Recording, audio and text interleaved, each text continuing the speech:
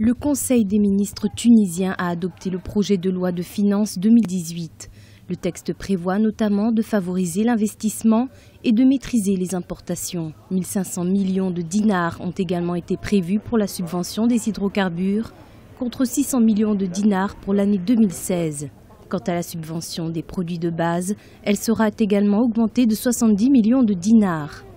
Il y a effectivement axes de mesures qui visent la relance économique, qui ont apporté des mesures de faveur au profit de certains secteurs qui vivent des difficultés, comme à l'instar des agriculteurs, des artisans, du tourisme saharien, des PME. Il y a plusieurs mesures, même les opérateurs qui hésitent à investir, il y a des mesures très incitatives qui consistent à bénéficier de 3 ans d'exonération et elles permettent même de recruter sans charge sociale.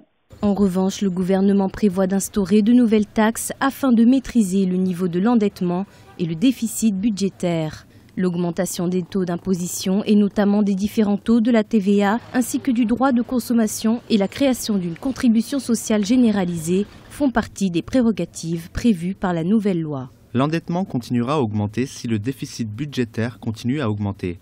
Le budget de l'État augmentera de 4,3%, tandis que le déficit budgétaire se maintiendra en dessous de 5%. Cet objectif est réalisable si on considère les mesures prévues dans ce projet de loi. Le taux d'endettement de la Tunisie ne cesse d'augmenter. Selon le ministère des Finances, la dette extérieure tunisienne a enregistré un volume de 43 800 millions de dinars jusqu'en juillet 2017, contre 34 400 millions de dinars en juin 2016, soit un taux d'endettement de 70%. Cependant, grâce à ce nouveau projet de loi, le gouvernement prévoit un taux de croissance de 2,2% pour l'année 2018.